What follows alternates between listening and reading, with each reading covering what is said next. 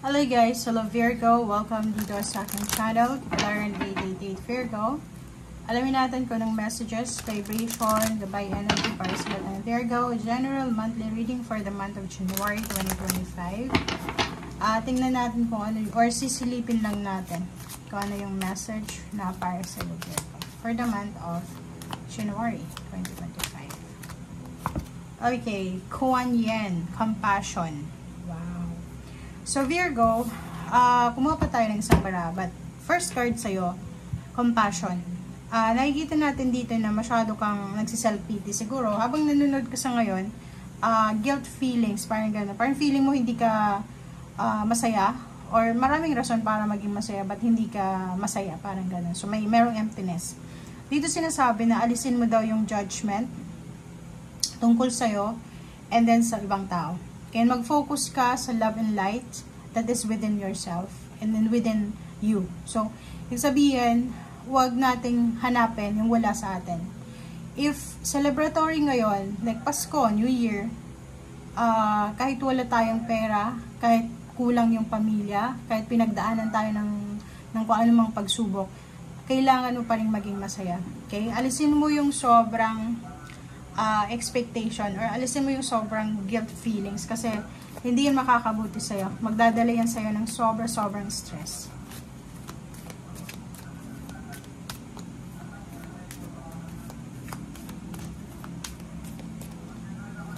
Okay. Blossoming. Wow! So, congratulations Virgo kasi may Virgo dito na nagsisimula na. Okay, so this January, sisimulan niya yung taong 2025 ng pagbo-blossom din. Na parang siyang isang bulaklak na namumulaklak, namumukadkad. So, you're just getting started. Nagsisimula ka na. So, have patience sa sarili mo, sa proseso, and huwag kang sumuko. So, yun. It's a good news kasi, di ba, hindi lahat ng tao dito sa mundo nabibiyayaan ng pagsisimula. Hindi lahat tayo nagbo-blossom, Minsan, di ba, tumatanda na lang nang hindi man lang nag-blossom ang career niya or yung relationship niya, ganyan ganito. So, if ever may mangyari siyang ganito this month, sinasabi na be thankful, be patient, and then be thankful. Kasi, nasa proseso ka na So, konting test na lang, konting tiyaga na lang, on the way ka na doon sa success or sa victory or sa overall empowerment.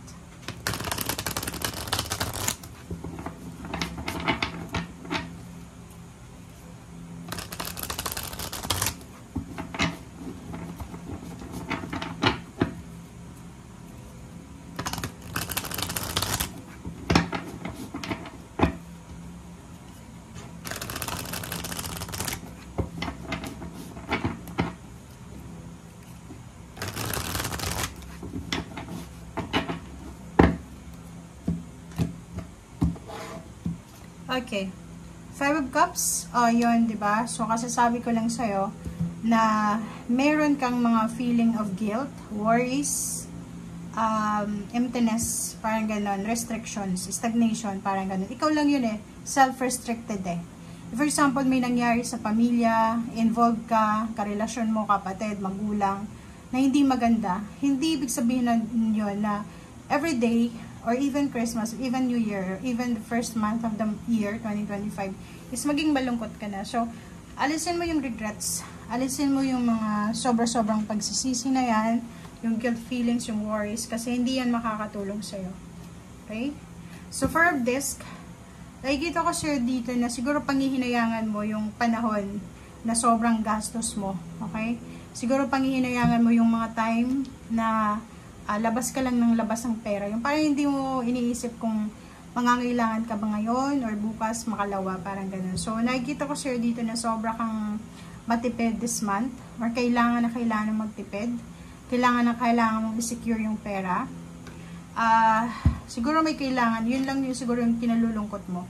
Okay? So, nakikita ko sa'yo dito, naghihintay ka.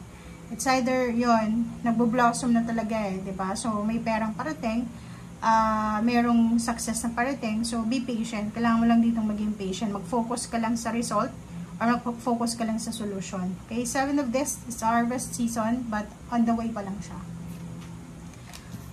Good news. Nakikita ko sa'yo dito yung balita. pwedeng makatanggap ka ng balita na parating na yung payouts, payments, lump sum of money, or pwedeng makatanggap ka ng isang development or achievements or pwedeng accomplishment from someone. Nakikita ko na sobra kang proud. Okay? By the end of the month, siguro mga second week, nakikita ko sa'yo dito na mahahawakan mo itong lump sum of money. So, isang malaking halagang perang pwedeng mahawakan mo. And siguro yung iba sa inyo dyan, second week of the month, mag-travel kayo. Pwedeng, for example, yung trabaho mo ngayon ay hindi masyadong kumikita ng malaki. Pwedeng sa second week of January, lilipat ka sa mas mataas na sweldo, lilipat ka sa mas magandang company. Okay? So, pero, hindi ka pa sigurado. Pwedeng nagdadalawang isip ka pa. And yung pagdadalawang isip mo, yan yung parang temptation na kailangan mong i-overcome. Okay? So, for example, if second week of the month, may mag-offer sa'yo ng new job, opportunity, new career, or salary increase, o ganito, ganyan, tanggapin mo siya. Okay? Huwag ka nang magdalawang isip. If malayo man yan, or malapit yan, tanggapin mo. Okay? So, Seer the Fool. So, third week of the month, nakikita ko sa'yo dito na, yun, isang risky decision ang kailangan mong gawin. Okay? Pwedeng travel abroad, travel to far place, isang desisyon ng pagsisimula ng new beginnings ang kailangan mong simulan or mag-decide ka. Nine of Cups, nakikita ko sa'yo dito na third week of the month makakaalas ka sa stagnation. Emotionally, for example, mayroong mga long distance relationship, mayroong mga financial problems sa family, nakikita natin na makaka-recover kayo. Isa sa mga pinagpipray mo, isa sa pinamanifest mo ang posibleng mangyari by the third week of January. And nakikita ko, if single ka, looking for a relationship, looking for friends or someone, nakikita natin dito na may mga tao na pwedeng papasok sa buhay mo, mag-offer ng love, ng protection, ng friendship, or anything na i-offer nila sa'yo. Okay, Queen of Cups, sinasabi sa'yo na kailangan mong maging tahimik, okay? Magtrabaho tayo pero tahimik tayo, makinig tayo sa sinasabi ng ating intuition. And yun, kailangan mong maging tahimik kasi maraming balita, maraming good news ang parating sa'yo na if maingay tayo or napapaligiran tayo ng ingay ng mundo, hindi natin makikita yung good news na to. Okay? So, nakikita ko sure dito na isang sitwasyon sa buhay mo na gusto mo nang i-give up, ang posibleng parang yung kung kailan ka na sumuko na mag-asawa, tsaka ba dumating yung taong ito na gusto kang asawahin. Kung kailan ka sumuko na, ay, magre-resign ako, tsaka pa sa salary increase yung company. Parang gano'n. So, ito yung possible na message sa'yo, Virgo. Thank you guys. Bye!